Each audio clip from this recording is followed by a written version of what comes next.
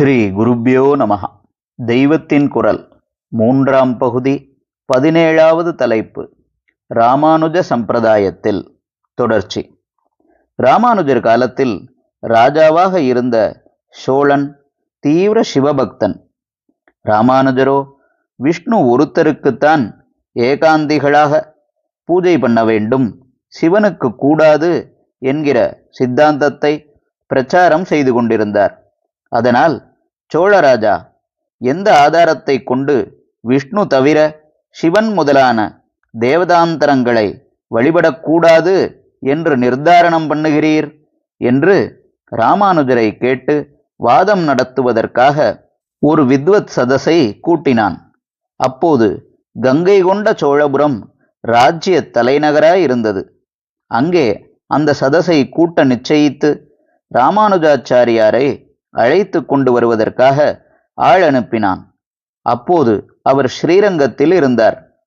ராஜசேவகரை பார்த்ததும் கூரத்தாழ்வாருக்கு விசாரம் உண்டாய்விட்டது. ராஜாவோ சைவன், அவனே நிறைய சிவாலயங்கள் கட்டியிருக்கிறான். நம்முடைய குருவானால் சிவாராதனை கூடாது என்கிறார். அதனால் அவனுக்கு இவரிடம் துவேஷம் இருக்கும். இப்போது வித்வத் சதஸ் என்று சொல்லி அழைத்து கொண்டு போய் இவரை என்ன பண்ணுவானோ? ராஜாவானதால் என்னவும் பண்ணிவிட முடியும்.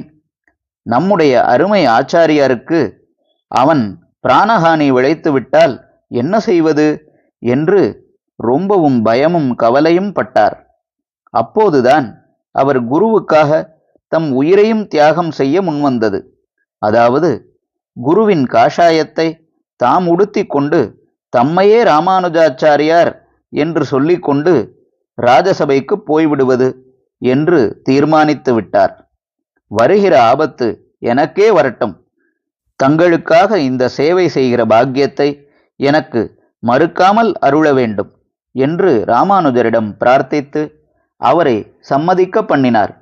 ராமானுஜர் வெள்ளை வேஷ்டி கட்டிக்கொண்டு சோழராஜ்யத்தையே விட்டு கர்நாடகத்தில் உள்ள மேல்கோட்டை என்னும் திருநாராயணபுரத்துக்கு போய்விட்டார். அங்கே இப்போதும் வெள்ளை சாத்துப்படி என்று அவருக்கு உற்சவம் நடத்துகிறார்கள். கூரத்தாழ்வார் காஷாயம் தரித்து கொண்டு ராமானுஜராக கங்கை கொண்ட சோழபுரத்துக்கு போனார். அங்கே வித்வத் சதஸ் நடந்தது. இவர் சிவபரத்துவத்தை ஒப்புக்கொள்ள மறுத்தார். அதனால் இவர் நினைத்தபடியே ராஜதண்டனை விதிக்கப்பட்டது. ஆனால் ராஜா கொலை தண்டனை தரவில்லை. இவருடைய கண்ணை பிடுங்கும்படியாக உத்தரவு போட்டுவிட்டான்.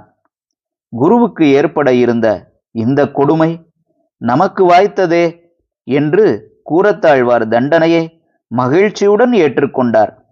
குருடராக ஆனார். அப்புறம் அந்த ராஜா காலமானபின் ராமானுஜாச்சாரியார் தமிழ்நாட்டுக்கு திரும்பி வந்தார்.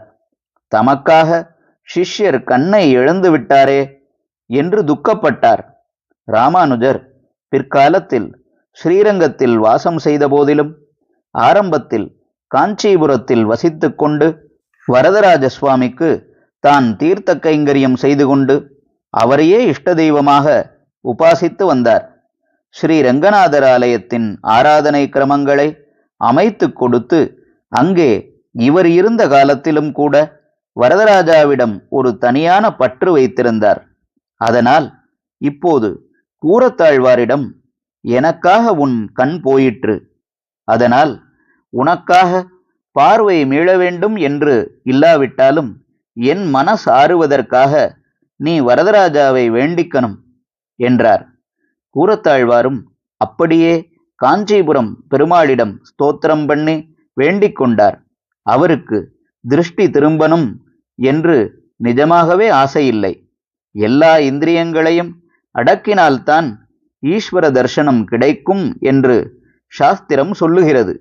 நமக்கோ ராஜசிக்ஷை ரூபத்தில் கண் போனதில் இந்த ஒரு இந்திரியமாவது கண்டதை பார்த்து கெட்டுப்போகாமல் இருக்கும் அனுக்கிரகம் கிடைத்திருக்கிறது.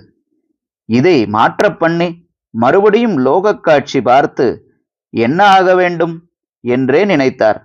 ஆனாலும் ஆச்சாரியன் ஆக்ஞைக்கு கீழ்ப்படிந்தாக வேண்டுமே. அவர் பச்சாத்தாபம் படும்படியாக விடக்கூடாதே என்று யோசித்தார். யோசித்து சுவாமியிடம், எனக்கு பார்வையை மறுபடி தா, ஆனால் எல்லா விஷயங்களையும் நான் பார்க்க வேண்டியதில்லை. என் ஆச்சாரியனுடைய திவ்ய ரூபத்தை தரிசனம் பண்ணுவதற்கும் உன் மங்கள விக்கிரகத்தை தரிசிப்பதற்கும் மட்டுமே கண்ணுக்கு சக்திதா என்று கேட்டார். வரதராஜாவும் அப்படியே வரம் கொடுத்தாராம். ஹரஹர சங்கர, ஜெய ஜெய சங்கர. தெய்வத்தின் குரல் மேலும் ஒலிக்கும்.